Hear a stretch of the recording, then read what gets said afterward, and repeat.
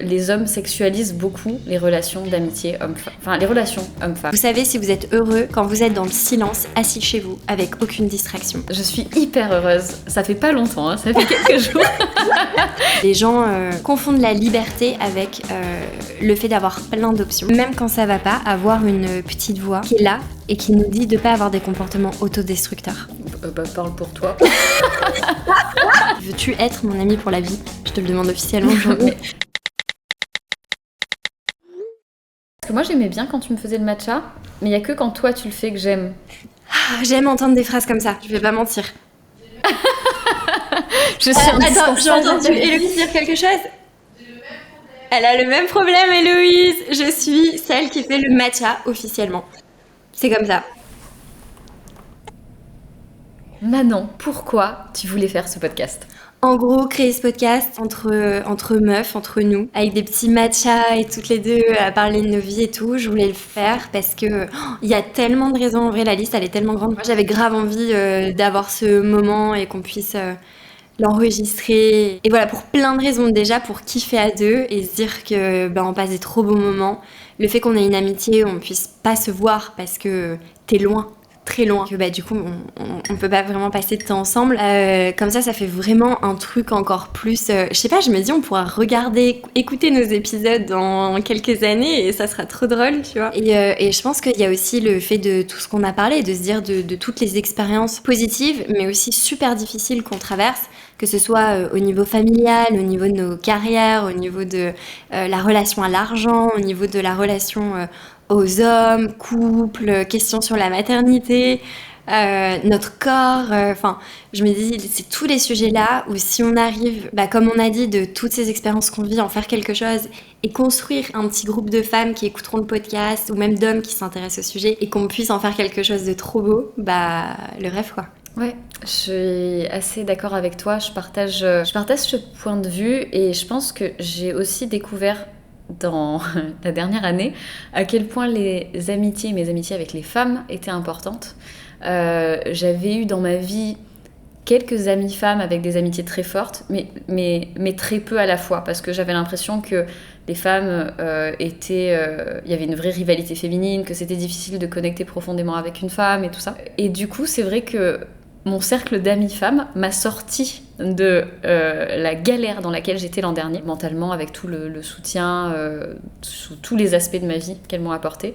Et du coup, le meuf, t'as 5 minutes, c'était peut-être pouvoir recréer ça, promouvoir un petit peu ce côté de sororité, du coup, que j'ai découvert et qui a littéralement changer ma vie. Ouais, c'est trop beau en vrai. Enfin, moi je me disais, tu vois, il y a des amis, notamment Héloïse, Amélie, un groupe d'amis aussi que j'ai eu depuis plusieurs années, ou même des amis que j'ai du lycée. On se dit, wow, toutes les phases de vie qu'on a traversées, toutes les galères, tous les changements, tous les trucs, et la seule stabilité, entre guillemets, c'est ces personnes qui sont dans la vie et qui ont traversé toutes ces phases avec nous. Et du coup, je trouve que ça, c'est vraiment un truc hyper précieux que l'amitié apporte. Et encore plus, même ça s'entretient, mais l'amitié avec qui on décide de... Moi, il y a vraiment des personnes où je me suis dit, dans ma vie, cette personne, c'est mon ami pour la vie. Et du coup, j'ai mis du temps, du soin. Veux-tu être mon ami pour la vie ? Je te le demande officiellement aujourd'hui. mais oui. C'est la première fois qu'on me fait une proposition pareille.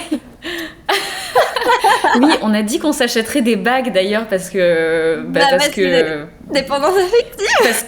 Parce que dépendance affective et il faut vraiment en plus, l'idée de la bague, ça avec une bague. C'était pas il y a 2 ans, c'était quand je vivais en Afrique du Sud, donc c'était janvier 2023, un truc comme ça. Ouais, exactement. C'était le creux de la vague où j'ai découvert que j'avais mes amies qui allaient me sortir de toutes les galères et je me suis dit, il faut que je me sorte de me marier avec elles spirituellement. Donc je t'ai proposé qu'on s'achète une bague.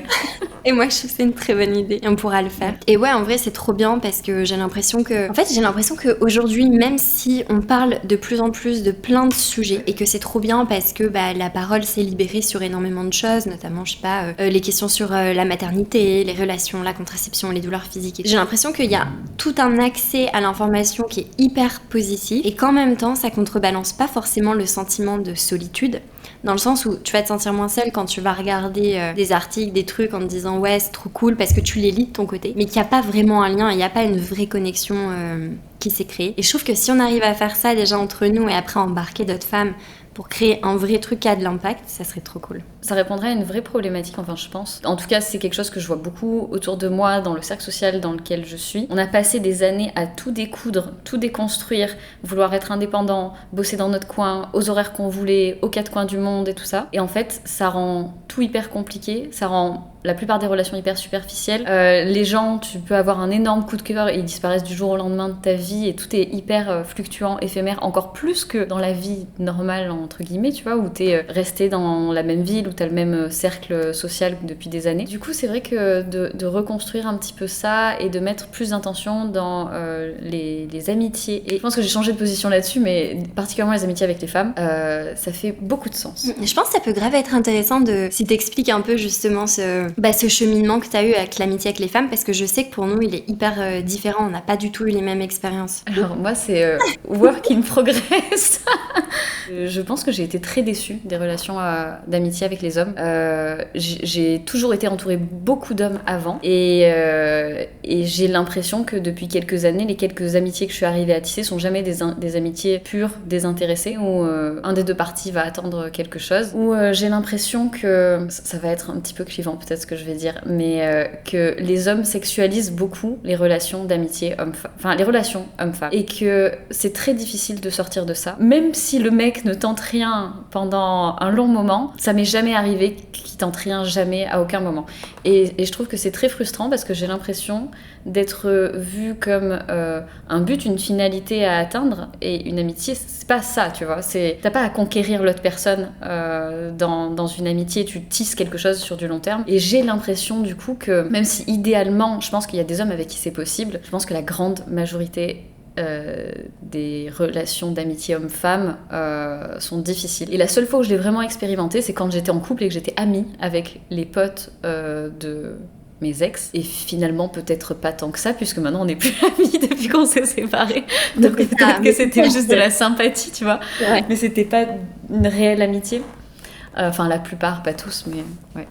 Donc c'est mon point de vue, je dirais que je suis de plus en plus sceptique et que j'ai eu beaucoup de désillusions dans ce domaine, et donc empiriquement, je dirais que les relations d'amitié homme-femme sont difficiles. Ouais. De toute façon, c'est pas la même chose, mais je trouve que c'est aussi la beauté du truc. Je l'ai vu ces derniers mois, ça t'apporte pas la même chose, c'est pas la même connexion. Et je pense qu'il y a une partie aussi beaucoup de l'éducation, Enfin, tu vois, j'avais entendu une phrase que je trouvais trop pertinente, et c'était « Les femmes s'assoient face à face pour parler de leurs problèmes en se regardant, et les hommes s'assoient côte à côte pour parler d'autres choses ou regarder un truc plus d'action et tout. Et de moins en moins, parce que je pense qu'il y a énormément de clichés qui sont en train d'être déconstruits. Mais du coup, je trouvais ça intéressant, l'image un petit peu de comment on nous avait vendu c'est quoi l'amitié entre femmes, c'est quoi l'amitié entre hommes et tout.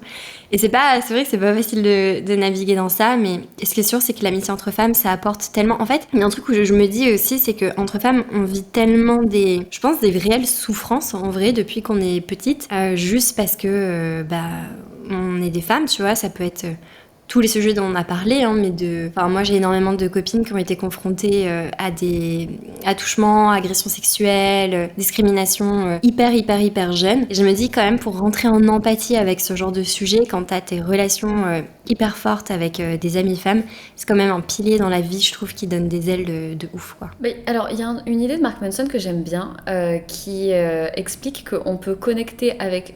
C'est comme si on était un peu composé de Lego. Enfin, je vais retranscrire l'idée comme je peux parce qu'elle date un petit peu dans mon esprit. Mais en gros, on est construit de plein de blocs de Lego différents, et au plus t'as des blocs de Lego en commun avec quelqu'un, et au plus tu peux connecter profondément, intensément avec la personne. Et effectivement, tu prends l'exemple des agressions sexuelles ou des violences faites aux femmes. Dans les amis que je connais, c'est très rare que je connaisse des femmes qui n'aient pas vécu d'agression sexuelle. Et effectivement, à l'inverse, j'ai l'impression que les hommes ont une mécompréhension complète de ça. Et je pense que ça se comprend aussi, en fait, quand tu vis pas une expérience de l'intérieur, c'est très difficile de rentrer 100% en empathie et de vraiment comprendre le problème. Et donc, quand on est habitué à ce genre de violence, à du harcèlement, à ce genre de trucs, et que c'est récurrent et que tu le vis au quotidien depuis des années, et que t'as une personne à côté qui a juste jamais vécu ça de sa vie, intellectuellement, ça va être difficile de comprendre ta réalité et de connecter sur ce genre d'éléments. Et au plus t'as de points de divergence ou d'incompréhension, et au plus la connexion est difficile. Ouais, c'est vrai. Donc, ouais, c'est ce que ça apporte, les amitiés entre femmes. Et l'un des buts de ce podcast, c'est justement de pouvoir parler de tous ces sujets de façon libre et de voir en fait qui se retrouve là-dedans, qui se retrouve pas là-dedans. Et il y a aussi un autre truc hyper intéressant, je trouve, que on voulait vraiment concrétiser avec ce projet, et t'en as parlé dans l'introduction. C'est le fait de dire, on a tellement tout déconstruit, vie sur mesure, vie intentionnelle, liberté absolue. On a tellement tout déconstruit ça mais c'est comme tout, tu sais, c'est comme les gens qui disent non, c'est pas l'argent qui fait le bonheur, mais t'as besoin d'y aller pour voir que ça fait pas le bonheur. Ou les gens qui veulent être trop célèbres et que tous les gens célèbres leur disent mais vraiment, quand tu seras célèbre, tu seras pas beaucoup plus heureux. Et je trouve qu'il y a pareil avec la liberté, quête de je veux absolument être épanouie moi à 100%, m'écouter moi à 100%, faire ce qui me plaît à 100% et tout. Et justement, je pense que ça va être le sponsor de ce podcast, mais qui nous envoie pas d'argent, Mark Manson a fait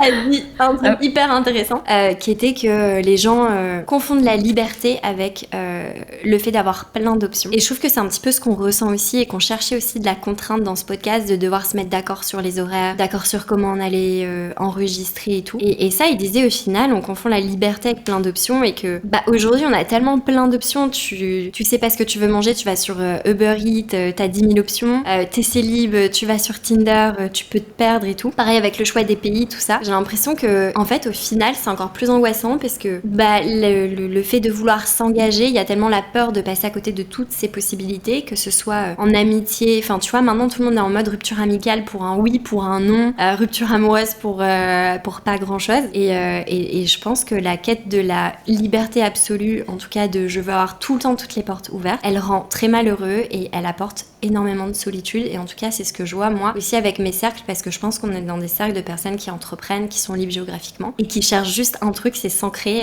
dans leurs amitiés, leurs amis, leurs projets, quoi. Je suis complètement d'accord. J'ai fait chaque année, ou à chaque moment de ma vie, quand j'ai des événements un petit peu transformateurs ou quoi, je fais un point et je recette. Oui, événement traumatisant par exemple.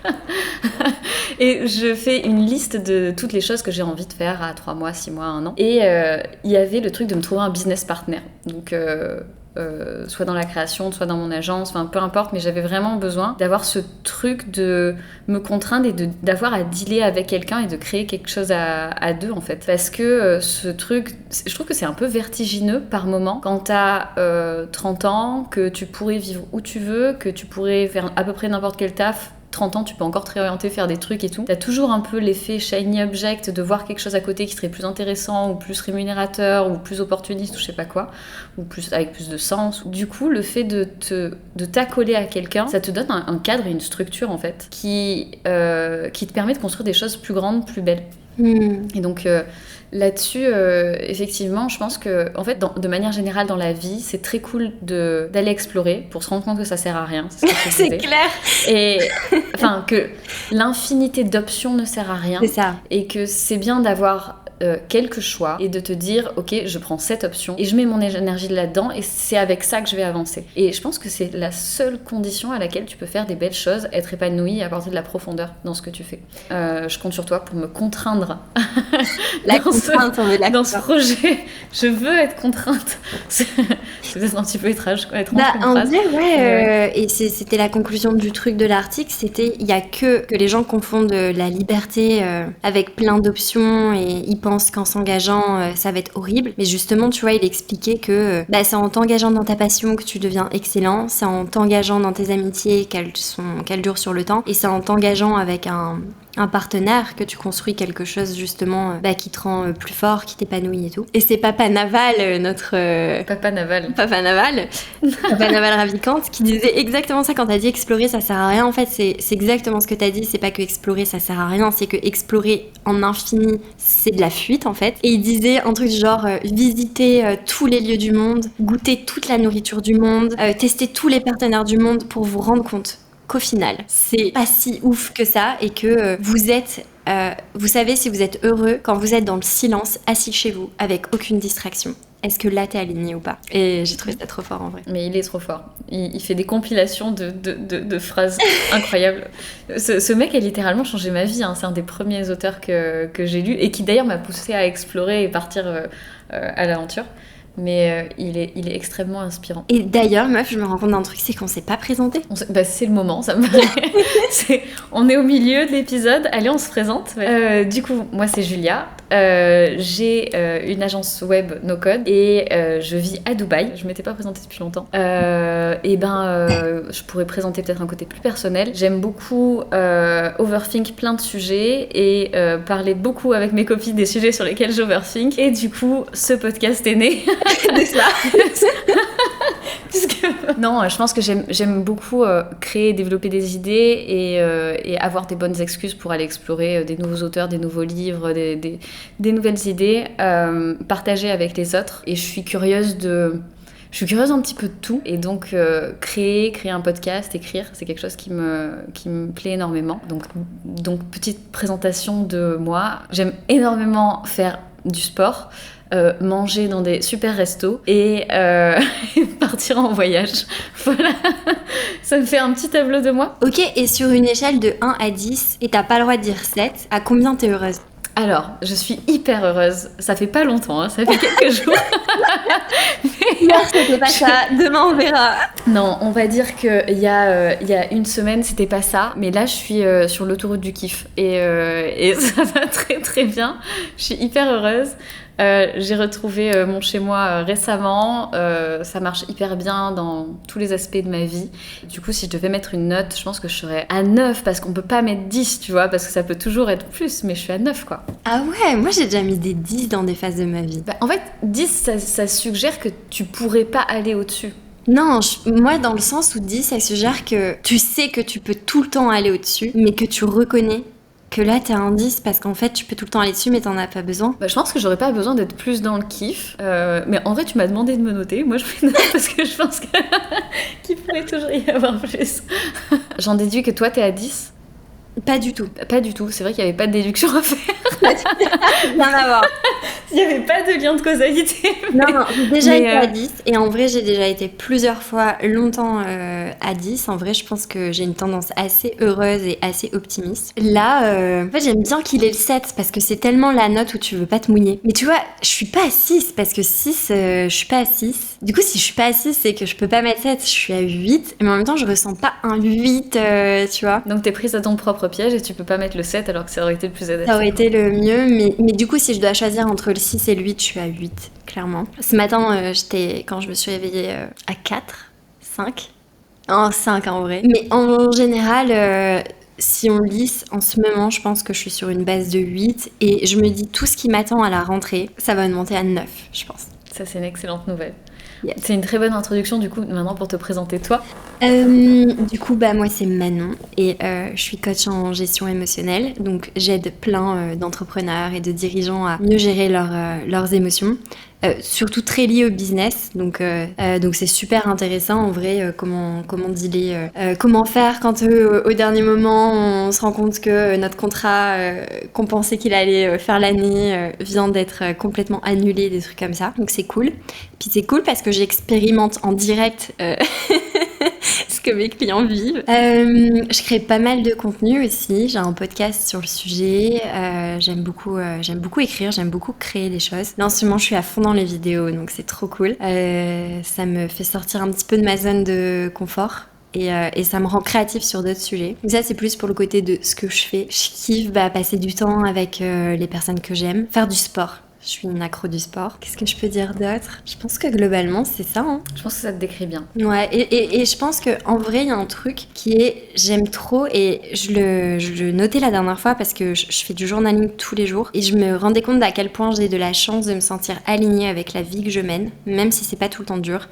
Mais de ce truc de dire, des fois j'ai pris des décisions tellement difficiles, mais de me sentir alignée en paix avec les relations que j'ai, avec les choses que j'ai dites, les choses que j'ai faites, ça me fait énormément de bien et je me rends compte que tous les jours je vis ma journée idéale. Et ça c'est un truc qui m'a beaucoup apaisée dans la quête de toujours avoir des objectifs, de je veux faire ça, je serai heureux quand j'aurai ça, je serai heureuse quand j'aurai ça, et d'avoir un peu éteint le bruit des objectifs sans fin en me disant mais déjà je vais commencer par structurer c'est quoi ma journée idéale et de me rendre compte que je la vis presque tous les jours. Je trouve ça incroyable. C'est vrai que c'est un vrai goal quand t'entreprends. Je sais pas si c'est un truc que t'avais fait avant d'entreprendre, de baser ton business sur ta journée idéale, mais ça c'est clairement goal. Et ça contribue à un 10 sur 10 je pense. De ouf. Ouais, de dire...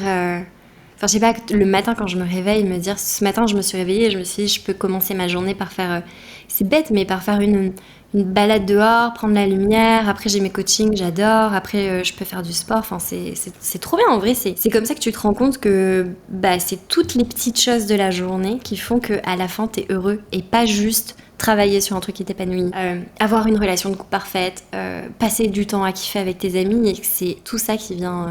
on peut faire une addition. Ouais, je crois pas mal à la balance dans les piliers en fait. Si tu mets trop dans un truc, ça devient vite compliqué. Et c'est bien d'en avoir priorisé peut-être quelques-uns, trois gros piliers, d'en mettre un petit peu aussi dans les autres pour pas être complètement déséquilibré. Et qu'il y a que à cette condition que tu te sens pas en état de stress au sens être tiraillé à vouloir faire quelque chose d'autre mais pas pouvoir, ou tu vois. Et ouais, je pense que c'est enfin idéalement, après il y a des gens qui sont un petit peu extrêmes et qui aiment bien vivre des choses plus intenses dans un truc, mais je pense que quand t'es déséquilibré tu peux pas l'être indéfiniment, ça doit être que des périodes de temps. Non, et je pense que c'est un peu une fausse croyance aussi de se dire si je suis hyper intense. Enfin, moi, juste pour pas parler des autres, moi, me dire les phases où je me suis dit je vais être à fond dans mon business. En fait, mon business il fonctionnait moins bien parce que du coup, t'as trop la tête dedans, tu prends tout à cœur et t'as pas. Enfin, je sais pas, des fois c'est des discussions avec des amis, des discussions avec les gens avec qui tu partages ta vie ou un moment de rire qui va te donner de l'inspi pour un truc sur ton business. Mais malheureusement, il y a assez le truc de la productivité, la hustle culture qui est il faut vraiment taffer, se lever tôt le matin et tout. Mais je pense que ça emprisonne plus qu'autre chose en fait. Je pense sur des périodes courtes, pourquoi pas, par exemple, mes potes qui préparent un Ironman et qui sont à fond à s'entraîner, mais même eux, tu vois, enfin j'ai un pote, il a un maxi business et il est en train de faire son Ironman, bah il fait son Ironman, son business, sa copine le week-end, et tout va bien quoi. Ouais, ouais, je pense que c'est bien de garder toujours un petit peu. Moi, je déséquilibre un petit peu aussi de temps en temps quand même. Par exemple, en ce moment, je dois bosser 13 heures par jour, je pense. Et je kiffe, genre je me sens hyper bien. Même si je sais que ça peut pas durer trop longtemps, ça me fait du bien de déséquilibrer beaucoup par moment. Ça me donne un sentiment de, je sais pas, tu sais, de dépassement de soi peut-être. Mais je suis un petit peu pareil dans le sport. En général, quand j'en fais, c'est un peu à l'excès. quand j'ai des relations, c'est avec beaucoup d'intensité par moment, tu vois. Et je garde toujours des trucs à côté, mais quand même j'aime bien quand il y a un truc un petit peu dominant dans le lot et que je peux vivre un petit peu plus intensément, même si c'est pas pour une durée trop longue. Donc je pense que c'est un spectre, c'est la manière dont on vit les choses et dont on les équilibre. Il faut trouver celui qui nous correspond. Mais oui, puis je pense qu'il y a des phases... Rien que dans l'amitié et dans l'amour, il y a la phase lune de miel où au début, bah, forcément, tu mets plus d'intensité dans la nouvelle amie que tu rencontres et avec qui c'est hyper fusionnel, ou avec ton copain. Et au début, t'as juste envie de te couper du monde avec la personne, et puis qu'après, ça revient sur un truc un petit peu plus équilibré, quoi. Ouais, c'est ça. Je pense que c'est ça. Et c'est pareil un petit peu dans tout. Des fois, j'ai des honeymoon avec mon taf. Si moi, il y a un truc dont j'aurais aimé parler. Je sais pas si ce sera le dernier sujet, mais... et je pense que c'est la raison la plus profonde entre guillemets que j'ai, c'est que je t'aime. c'est que je t'aime de tout mon cœur. Non, je t'aime. Des trucs spontanés comme ça, pas du tout forcés. Merci. Non, pas du tout, c'est ce que j'allais dire. Donc, non, j'allais dire ça et j'allais dire, j'ai vécu. T'as cassé mon effet drama, c'est insupportable. Donc,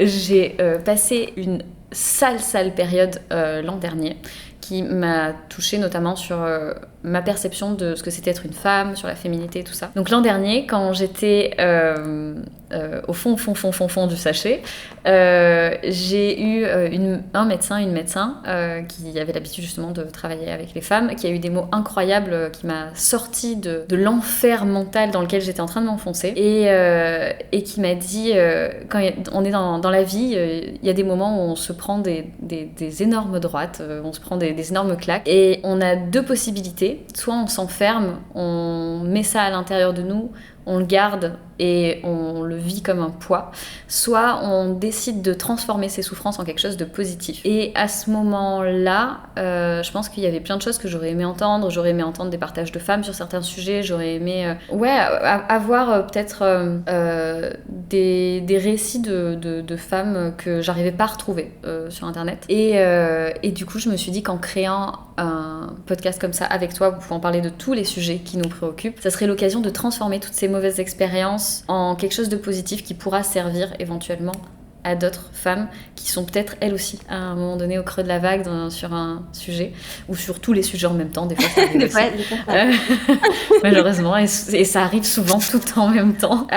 Donc ouais, je pense que c'est un peu ma lueur d'espoir, et c'est un peu une revanche sur les mois difficiles de ma vie. Je trouve ça trop beau, trop touchant. Et ouais, je trouve que c'est bien d'en faire quelque chose de positif, effectivement. Et je trouve que ça, c'est exactement ce que tu as dit, de soit tu te renfermes, soit... Moi, j'ai un petit peu ça aussi, de me dire quand il y a quelque chose, par exemple, je sais pas si je suis déçue parce que rupture amicale, c'est dans mes amitiés que je vais me réfugier et trouver du réconfort, et du coup, ça te fait contrebalancer un petit peu cette décision. Rupture amoureuse, je trouve que le plus grand kiff pour moi, c'est de passer du temps avec des couples que je trouve trop beaux, trop épanouis, trop sains, trop sereins, et de dire non mais c'est bon, ça existe, c'est juste un passage, et après voilà, il y a des gens bien, des gens heureux, mais des fois c'est tellement plus facile aussi d'aller sur la pente descendante et de devenir un peu cynique. Ouais, et on veut pas ça. Ouais, on veut pas. Il faut dire non au cynisme. il faut sourire. Je pense que c'est la meilleure arme quand il y a plus rien à faire. Il faut sourire, il faut rire, et il faut essayer de transformer ça de manière positive. Donc c'était soit je faisais un one man show, soit je faisais un podcast avec toi.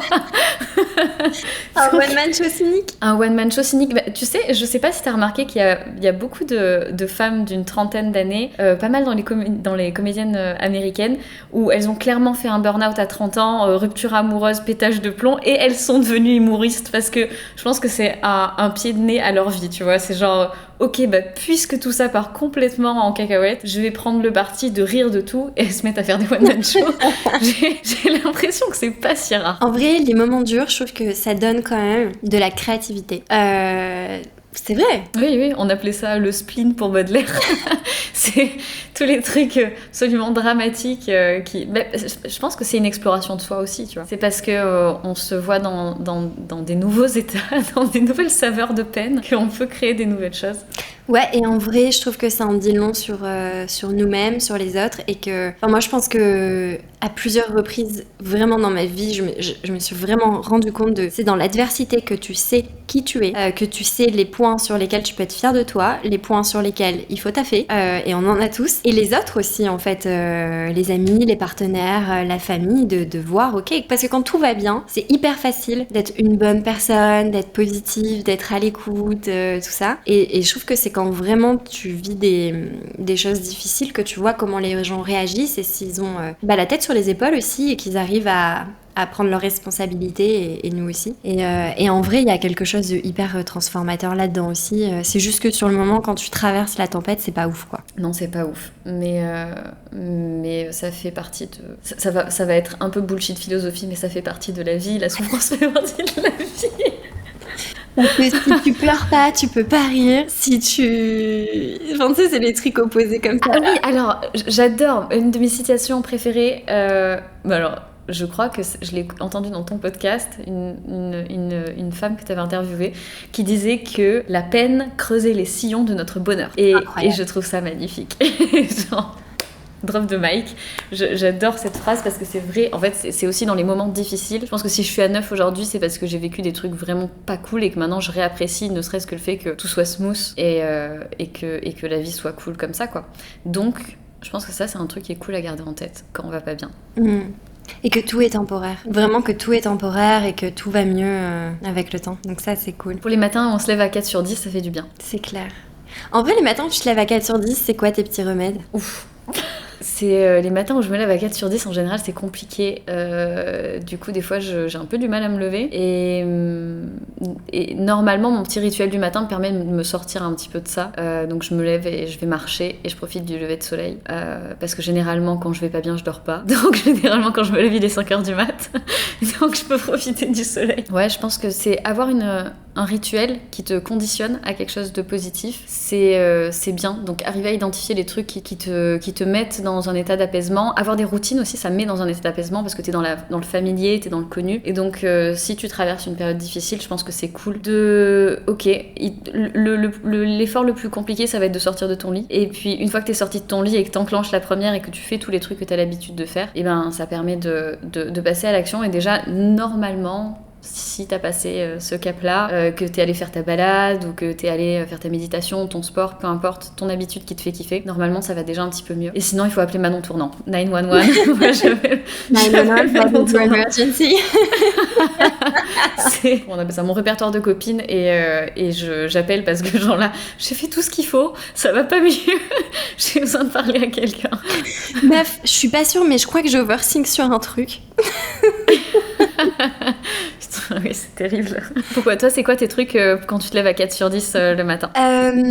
Définitivement, ça fait 3-4 mois que... Peut-être 4 mois, un truc comme ça. J'ai commencé en avril, mi-avril, ouais, avril, où j'ai repris parce que c'est un truc que j'avais beaucoup avant et maintenant je vis à Paris et je l'ai perdu en vivant à Paris, c'est de me lever et de directement me balader. C'est l'un des trucs qui me rend le plus heureuse, c'est commencer ma journée par une balade. Sauf que je l'ai perdu parce que je vivais dans un quartier que j'aimais pas trop et du coup c'était un peu dur de se balader. Je trouve que quand t'aimes pas ton environnement c'est un peu dur, mais je pense aussi que c'était une excuse en fait avec le recul et que j'aurais dû le faire. Donc quoi qu'il se passe, je me dis même quand je me lève en 4 sur 10, je reste pas dans mon lit parce que je sais que si je me lève un petit peu down et que je reste dans mon lit, bah c'est là que après tu te mets à scroller sur les réseaux, à ruminer sur des trucs dans le lit et tout. Donc à moins que ce soit parce que je suis fatiguée et je me recouche, mais là c'est différent. Sinon, ouais, me balader, prendre l'air et tout, ça me fait beaucoup de bien.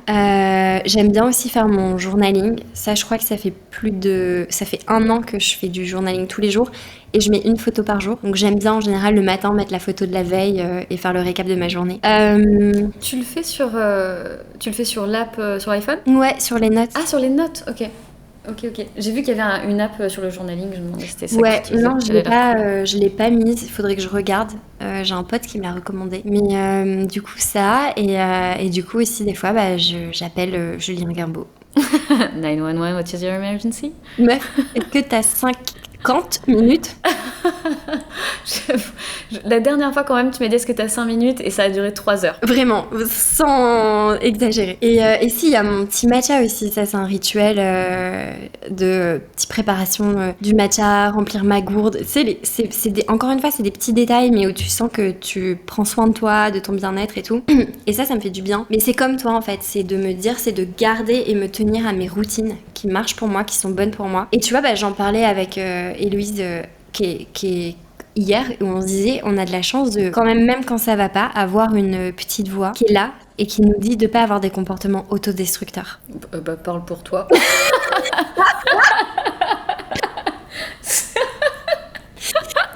De nous en dire un peu plus? On a dit qu'on était authentique. Ouais, non, pas du tout. Moi, j'ai complètement des comportements autodestructeurs à fond. Des années d'autodestruction, 30 ans d'autodestruction. Non, je pense que là, ça sera pour un autre podcast. Mais oui, c'est certainement c'est un bon début. Bah, je pense que c'est un gros sujet quand même. Ouais, il y a du chantier. C'est un gros sujet. Il y a du chantier, mais si tu veux, on pourra en parler. Je suis assez à l'aise de parler de mes comportements autodestructeurs et de comment j'ai appris à les gérer aussi, parce que beaucoup moins maintenant. Mais par contre, la voix dans ma tête, elle est toujours là, quoi.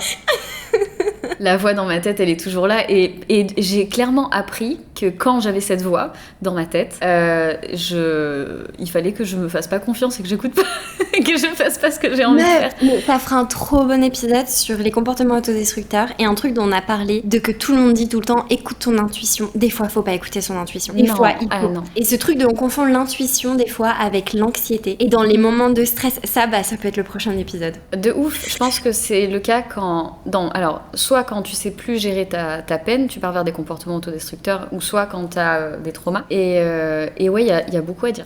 Donc si tu veux, on peut conclure cet épisode en se disant que le prochain, ça sera comportement autodestructeur, comment gérer, avec Manon Tournant, coach en émotion, et Julia, cas clinique.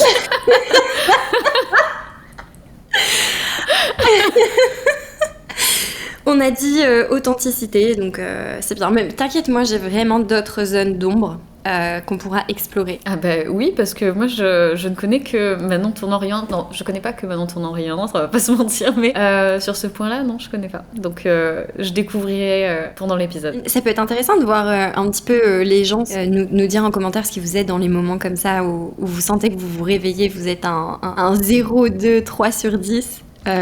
Pour reprendre la journée, ou si vous restez grave bloqué en fait. Donnez-nous vos meilleurs tips pour nous sortir du lit le matin quand on peut pas sortir. Mais en fait, moi, ce qui se passe, c'est que j'ai l'impression de vraiment avoir une voix un peu, je sais pas comment l'expliquer, mais de moi qui me veut du bien dans un jour, 2 jours, demain, dans le futur, dans ces moments-là, tu vois. En mode qui reprend le dessus de ah là, je vais pas bien, du coup, je sais pas, faut que je mange 10 plaquettes de chocolat, et que c'est comme si que la moi de demain elle était là en mode non, fais pas ça parce que ça va pas être bon pour toi demain, tu vas le regretter, et pas ces mots-là blessants envers quelqu'un, parce que et qu'elle vient du coup dire mange juste 3 carrés de chocolat, demain t'en remangeras 3 si tu veux, tu vois, ce truc qui vient te rattraper un petit peu. Ben j'ai écouté un truc de Mark Manson, je pense qu'il illustre bien ça de manière un peu Marc, on t'aime. Marc, on t'aime. Vraiment, Marc, on t'aime beaucoup. Marc, si tu nous entends. Il expliquait que, et en fait, c'est un truc que j'avais jamais intellectualisé, mais notre cerveau, c'est pas genre une structure, c'est plein de structures qui marchent les unes avec les autres et qui parfois, c'est des systèmes qui vont avoir des enjeux un petit peu différents. Tu vois, si tu as ton cortex préfrontal qui va être plutôt la rationalité, en tout cas c'est comme ça qu'on le simplifie, tu vas avoir ton amygdale qui va être plutôt la peur, l'anxiété et tout ça. Et en fait, ces systèmes, ils vont jouer un petit peu les uns contre les autres, et il y en a aucun qui va pouvoir prendre le contrôle complètement sur l'autre, mais il y en a qui vont avoir tendance à dominer. Et typiquement, je pense que peut-être que toi, sur beaucoup de sujets, ça va être ta rationalité qui va te dire non, pense plus loin, et quelqu'un qui va avoir des comportements autodestructeurs, ça va être sa peur, ou ça va être quoi que ce soit, qui va être beaucoup plus forte, parce que peut-être beaucoup plus utilisée dans le passé, et qu'au plus tu utilises une structure dans ton cerveau, et au plus elle a de la force, ou en tout cas de l'impact, et du coup c'est littéralement comme s'il y avait plusieurs personnes dans ta tête, plusieurs voix dans ta tête, et qui se battaient les unes avec les autres, quoi. Complètement. Et il y a énormément en réponse à ça dans les situations de stress, ou dans les trucs où on se sent un petit peu paumé, où d'un coup il y a trop de trucs et on sait plus quoi faire, où il y a vraiment le mode flight or fight, qui est soit tu te mets en mode avion, pouf, les gens ils s'éteignent, déni, fuite, et je prends toutes les décisions possibles pour tout éviter, tout ça. Et fight, où c'est là tu prends le problème en face et tu traverses la tempête et t'y vas. Mais en fait, ce qui est ouf, mais bon, après tout ce travail, donc c'est trop bien, parce que moi avant j'étais pas du tout comme ça. Si je suis devenue coach dans les émotions, c'est parce que je ne gérais pas mes émotions, genre à la base. C'est pour ça, hein, on finit tous experts dans des trucs Enfin, pas expert, oui. mais bien sûr. Mais alors, je connais pas. Pour moi, c'est parce que tu avais eu une expérience en gestion de crise, et donc tu étais partie là-dedans. Mais je savais pas du tout que c'était. Que ça partait de toi, quoi. Mais meuf, la première psy que j'ai vue, j'avais 16 ans, un truc comme ça, tellement que j'en pouvais plus. J'étais en mode, je comprends rien, c'est trop le bordel, je ressens tout trop fort, j'y arrivais pas en fait. Et je me disais, vraiment, je pensais que.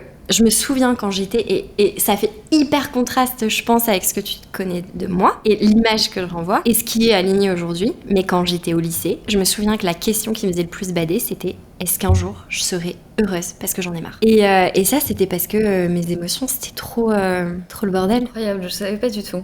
Du coup, ça sera à creuser dans l'épisode sur les comportements destructeur. Ouais, et je pense d'ailleurs que j'en ai peut-être eu plus à ce moment-là. Bah, je pense, en fait, Ouais. il me semble quand même quand t'es dans l'autodestruction, c'est que t'as envie de te faire du mal parce que t'es plus capable de gérer ce que tu ressens à l'intérieur de toi, quoi. Et du coup, tu te retournes contre toi-même parce que c'est trop insupportable. Ouais, je pense. Et trop bien. Je suis trop contente d'avoir fait le premier épisode. Moi aussi. Bah, dites-nous en commentaire si ça vous a plu, s'il y a des sujets dont vous aimeriez parler. Et tous les feedbacks sont les bienvenus. On commence cette chaîne, donc si vous voulez nous soutenir, mettre des likes, vous abonner, nous envoyer des messages, tout ce genre de petits gestes, ça donne de la force, ça fait plaisir. Alors allez-y, n'hésitez pas. Ah oui, attends, je sais plus le faire.